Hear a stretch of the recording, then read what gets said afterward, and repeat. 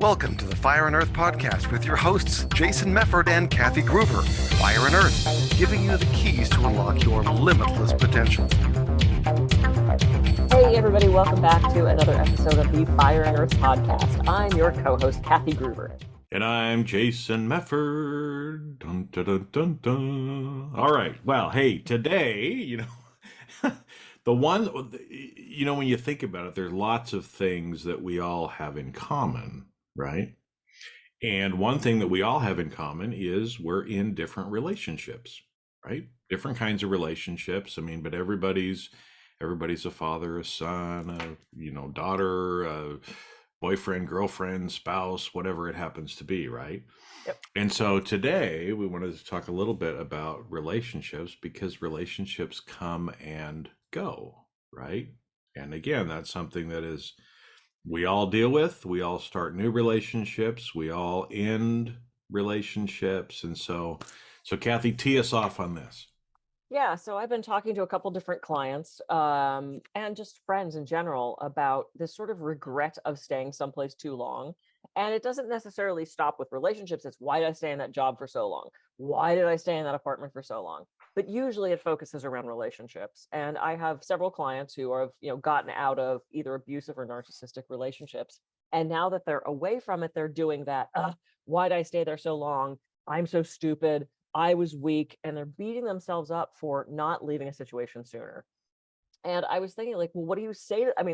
You can say, get over it. You can say, you're strong now. Don't look to the past. You can say all these things, but we all, and I think we've all had this thought, right? Of, why didn't I leave sooner?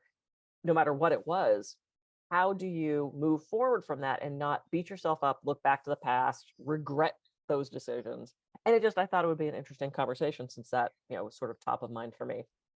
Yeah, because I think we can kind of go, maybe down two paths on this one too, right? Because I think a lot of times we beat ourselves up because we think like that. Why did I stay here for so long?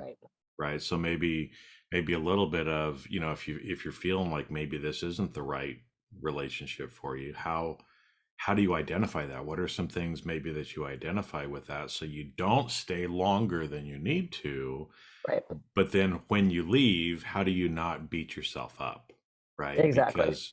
Because I think that's what makes it worse a lot of times. Because anytime you end a relationship, there's all kinds of drama, there's all kinds of changes, that go on in your life, especially if it's a romantic relationship or a marriage, right? Yeah, if there's kids, if there's a house, if there's financial dependency, if there, lots of stuff to unravel, right? Yep. So you've got all of the emotion, all of the things that go along with that. And so if at the same time you're beating yourself up too, it's like you're doing yourself double damage. Right, exactly. At that point. And the analogy I came up with, and I was saying this to somebody, as I said, so when you shot out of the womb, could you walk? And she started laughing, and she said, no. And I said, okay, are you mad at yourself that it took you 1.5 years to walk? She said, no. And I said, you have kids. Are you mad at them that they're not walking yet? And she said, well, they're 8. I said, okay. Hopefully they're walking by Hopefully then, they're walking right? right now. I said, but you know what I mean. I said, you didn't stand them up and be mad that they weren't walking right away. I said, our adult lives are the same way. There is things we have to learn. There are progresses and processes that we have to go through. Not everything is achievable in the first second. And I also know people who woke up one day and went, this relationship, shit, I'm out. And they left, and there's that, rip off the Band-Aid, and there is the pick at it for a while before you have the balls to actually do it. But I love that analogy of, did you beat yourself up for not walking for 1.5 years? And, everybody laughs at that, but it's like, it's true. We have to learn what we're there to learn, and we have to build up that strength and build up those resources before we say, I'm out. Mm-hmm. Well, and I think sometimes too, we all have different paths to take. We all have different lessons to learn, right? And so, I think sometimes, we all hang out maybe in a relationship longer than we need to, right? But again, maybe there's something that we were supposed to learn as part of that. Yep. Right. And so, to beat ourselves up over, maybe instead just kind of switch it around, right? Instead of beating ourselves up, I'm so grateful that I'm able to learn this particular lesson or whatever it is, right? That's a little, again, subtle shift Hmm. on it. But again, it's like, it's the shoulda, woulda, couldas, right? And it's like, quit shoulda, woulda, couldaing you, couldaing you, right? I heard somebody say one time, don't should on yourself, Oh yeah. right? It's like, and just kind of accept what it is, right? But I guess maybe, and again, because you've gone through it, I've gone through it. What are maybe some things, if people are sitting there questioning, is this a relationship that I need to get out of? What are kind of some red flags or things that maybe people can, if they start to see them, realize that something is going on and maybe this isn't the right place for you to be? Yeah. Well, and the other thing I was going to say before we jump, because that's a big conversation, the other thing I Yeah. was going to say was, I encourage these people, and I did this myself when I left, was write down what I learned. Write down what I learned from that relationship, what I learned from being in that situation from day one to day, however many days it was, right? Because there's lessons to be gotten from everything. And one of the relationship kind of gurus that I base a lot of my coaching on said, even in moments of anger, it's probably a bad tone. It's probably not the timing that you would like. Everything your ex said about you is true. And I went, "Oh, shit." And I kinda went through, like, what were our arguments? What was, and I kinda realized, yeah, it wasn't maybe the best tone, and the wording could have been more polite, but pretty much everything that my ex complained about was, in some way, true. And so it's like, I had to sit with that and say, "Well, how can I, moving forward in a relationship, learn from that? How can I learn those things? How did I contribute to the downfall of that relationship? Because we all have contributed to the downfall of a relationship. It's not just one person. So like, what can you learn from that? And the other thing, not only, maybe you had to be there to learn, but sometimes the timing of that relationship keeps you or leads you to a place where you get a benefit from having stayed. So I think had I left my ex earlier, I probably would have left Santa Barbara. I would have gotten up and headed back to LA. And had I done that, I wouldn't have met my current partner, who's amazing. Mm. So it's like you look at that kind of stuff, like staying in that relationship kept me in this location for just the right timing of meeting my amazing partner. So it's like you can look at stuff that way too. The chaos theorists say, well, that's just random and it doesn't matter. You would have, but I don't know. I think there's a little bit of a life design happening there. Well, yeah, because a lot of people that try to blame everything on chaos, they're looking at it too finite. Hmm. There is really no chaos in the universe when you look at it from a bigger picture. It just appears to be chaos or chaotic at the time because you're looking at such a narrow time sliver Yep. that it seems like, because you don't have an expanded view to actually see the pattern, Right. right?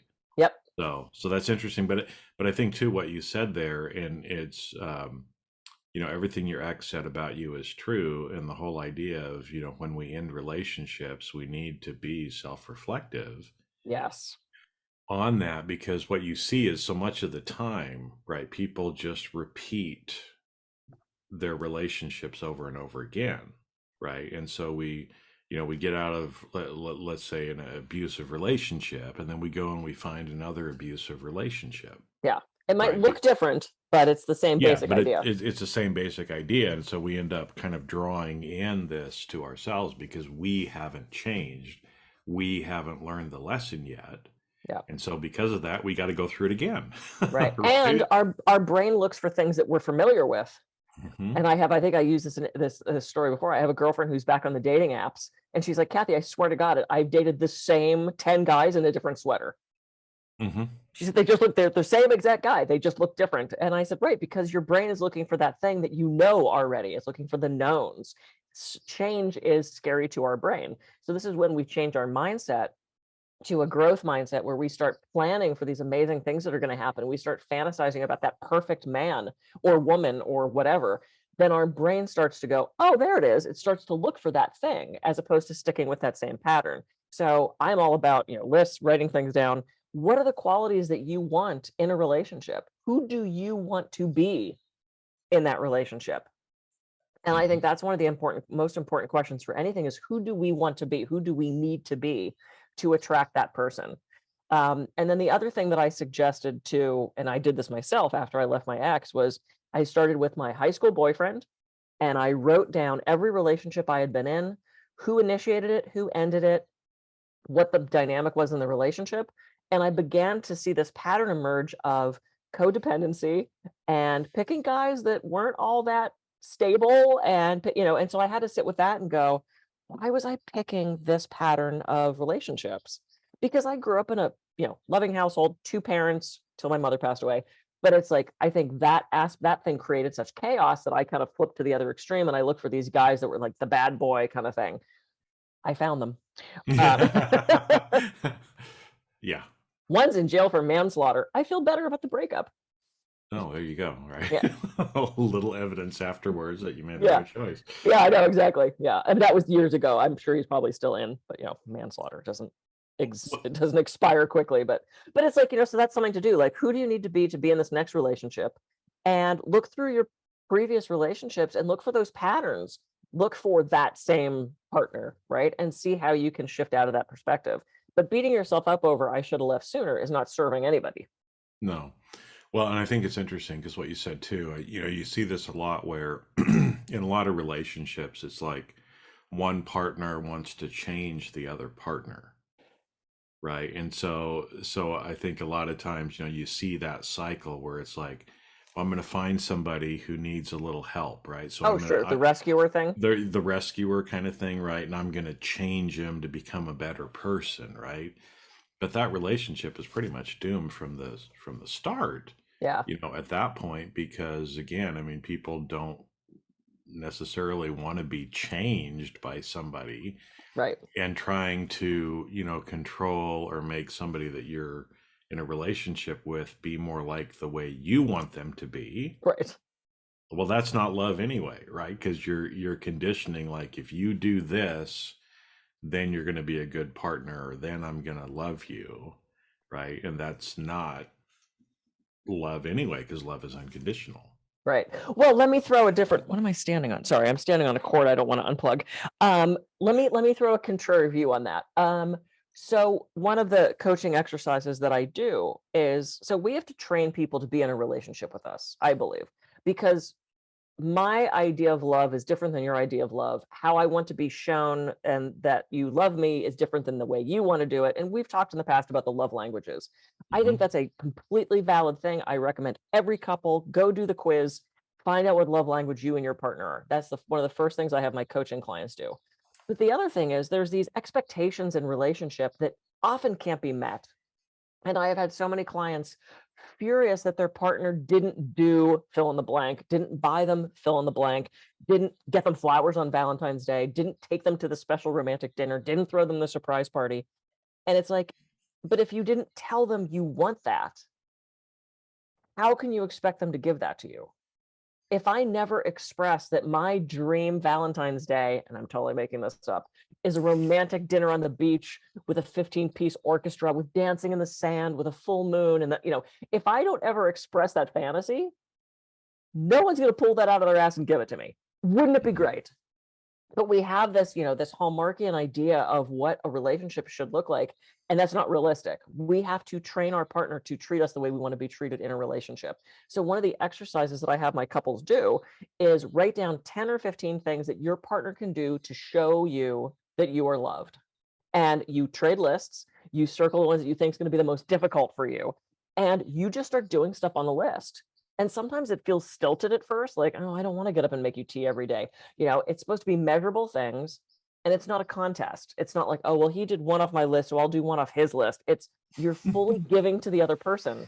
Because if you're both fully giving to the other person, then it's a balanced and fabulous relationship. And the problem that I see is so often one is busting their ass to make it work, and the other one's sitting on the couch not participating. And I think, talk about warning signs, I think that's one of the signs that this is a relationship out of balance. If one is begging you to go to therapy and the other one will not get off the couch and go, I think that's a big problem in a relationship. And it's a sign that they are not willing to work as hard as you. That's a good time to evaluate, is it worth me fighting for this if they're not going to participate at all? So it's not necessarily about changing the other person, but it is about training them to know how you like to be in a relationship. Well, and I'm guessing too, because, again, it's like doing that is great, but it feels like too that there's sometimes when maybe one of the partners is coming forward with, look, I need you to do this, and the other partner says, you know what, I just can't do that. Yeah, And that's okay too, I think, right? I mean, that's just sometimes we do grow apart, you know, absolutely. from that, and or maybe, sometimes what's being asked of us is kind of not almost in the other person's best interest too, right? Sure, Like especially if you have somebody who's very needy, and they're not kind of taking responsibility for themselves and expect their partner, true. right, to always be the one that's like lifting them up and doing all this Right. other stuff. That can be fucking exhausting, Sure. I want you to text me right? every 15 minutes and tell me that you love me. And then before you go to bed, we got to say smoochy, smoochy, smoochy. And then that becomes a little dependent slash codependent. Yeah. And if text me every 15 minutes is on your list of things you need me to do to be in a relationship, that's not going to happen. So that's where, and then you negotiate that. You're like, look, that's completely unrealistic. I can't text you every 15 minutes. How about every 2 hours or when I'm thinking of you, I'll let you know, or there is a negotiation too in relationships. I want you home every night for dinner. Well, that's not always realistic. When you set these hard parameters on it, then it's harder to follow. The one exercise I do have my couples do is they do an appreciation exercise every day, at least for like 10 days to 2 weeks. That's one thing where I go, every day you guys have to do this. And it's one of my favorite. It's such a beautiful exercise. We'll do a different show on the appreciation. Okay. I was going to say, so how does that go? But yeah, we probably don't It's have a time for long that. script. It's a long script, and I want to teach. I would love to teach it to you, but not right now, because we're Not talking right now. about like regretting not leaving soon enough. So yeah, Yeah. we've turned Yeah. a Well, corner. and so again, we all, yeah, I think probably any time that you get out of a relationship, there's some of that feeling. Yeah, I don't think we probably ever leave a relationship without, maybe looking back and thinking, well, there were warning signs before. Why didn't I do something, earlier? I mean, I was that way in my first marriage. I mean, there were clearly some signs that I should have gotten out of the relationship years before I did, yeah, right? or never gotten in Years. the first place, which I Or went through one of those. I'm like, why did I even do that? When my dad said I think that's a bad idea, I should have listened to him. yeah, yeah, I had Because some of those. seriously, it's like he had that external view of what are you doing? This is a horrible idea, and I was too young and cocky to listen to him. Mhm. Outside input from the right people can be very useful, because when we're in it, sometimes you cannot see the big picture of what's going on. What is it? Can't see the forest for the trees. I never quite Yeah, understood that yeah. one. Well, and because we can never be fully objective with ourselves, right? We Yeah, can't see our own blind spots. And so a lot of times, somebody from the outside can see it. And it's like, Kathy, are you sure about that? Which is yeah, kind of probably what your dad was saying. And you're like, oh, no, Dad, I know. And then, some of us with personalities like, well, if you're telling me I can't do that, then God damn it, I'm yeah. going to do it, right? Sure, my Just out rebel of comes out spite. and is like, ah, Yeah, yeah, right. but I'm Um, in love. I'm in love.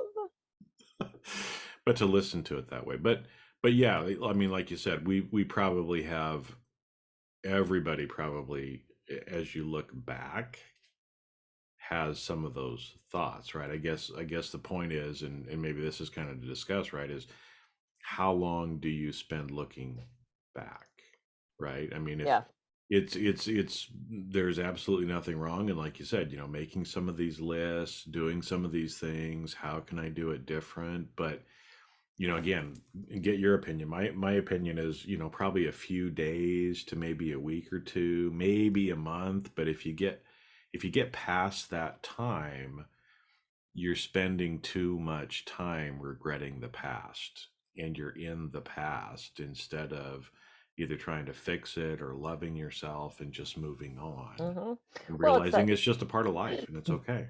Well, and it's that, shame comes along with that, right? It's not the regret necessarily of why didn't I go earlier? It's the shame of staying in a place that wasn't healthy for you. And anytime shame is triggered, the antidote, I always get those words mixed up. Antidote is self-compassion. And how can you have compassion for where you were at that time? There's an interesting balance, right? Because if you go too soon, then you wonder, did I do everything I could have? And then that's a tough place to be, because then often you end up jumping back in that relationship. So it's such a delicate balance of when is the right time. And I think if we just sit in that stillness, we know, and who knows I don't have the blueprints of the universal plan. I wish I did. They could be in the stack of shit that's on my desk, frankly. I mean, it's 2 inches down. It's that yellow piece of paper. It's like an archaeological dig here. As you like remove things, you see what's happened in the past of my life. It's fascinating. It's just end of year crap. But it's like, who knows why the timing of things happens when it does. Maybe it is so that you meet somebody else. Maybe it is so that you land in an opportunity or an experience that you wouldn't have gotten otherwise. Maybe you're with that person to learn some amazing cosmic lesson. Maybe it's a past life thing.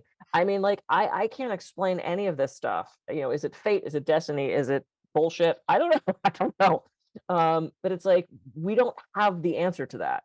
We've questioned that for all eternity, right? Of what is the meaning of life? Why do these things happen? What is the timing? Why do people come together?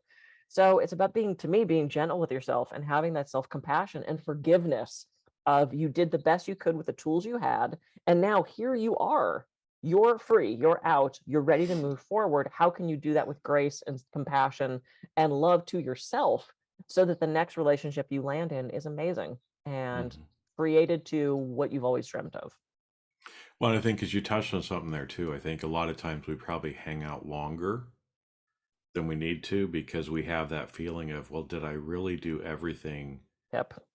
that I could have done, right? And I feel that way a lot of times too, but I'm kind of wondering, it's like that again kind of goes back to one of those negative emotions that, does it really matter? I mean, again, it's like, I don't know, right? Can you ever do enough? Right. Well, and you can't do enough. You have to have a partner that's willing to help. And I have a client right now who's stuck in a relationship, and they won't go because they're waiting for something to change in their partner, and the partner has zero interest in doing anything to change. They're just getting craftier at hiding where they're putting the alcohol. So they're not willing to make that change. So how long do you sit there hoping the other person does something? Could it happen? Sure. Statistically, does it? No. And I hate to say that, because you do want to give people the benefit of, I know they can change, they have the strength in them. Some of them just don't at this moment. Not to say they won't change 5 years from now or 10 years from now. Maybe right now isn't the time. And how long do you want to spend, spinning your wheels and torturing yourself emotionally in hopes that the other person will change when they don't have it in them?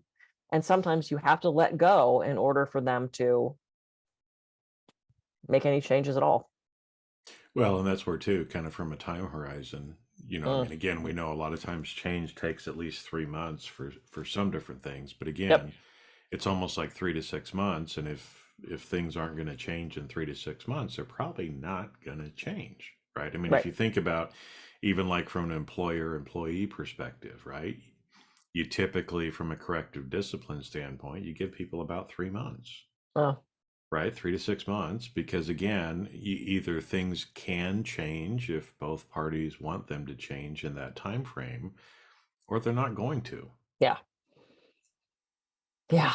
Yeah. But it takes effort, and it takes, change is hard and change is scary. And sitting in therapy for the first time, vulnerable and exposing yourself to a stranger who you hope is going to have the right tools for you, is very scary. And, some people need to shop around and find the right coach for them, the right therapist for them and their partner. But also, don't look to the past too much and beat yourself up over these things, right? I mean, it's hard to say that, because when you're in it, it feels awful. But know that as days go by, things are going to be better, they're going to be different, and you're eventually going to look back and go, wow, I learned some really great stuff from that. I promise you that will happen. So Great topic, great thing, because again, it's one of those things that everybody's going through in some way or another. yep, absolutely. Either they have, they will, or they currently are. Yes, that's what brings us all together.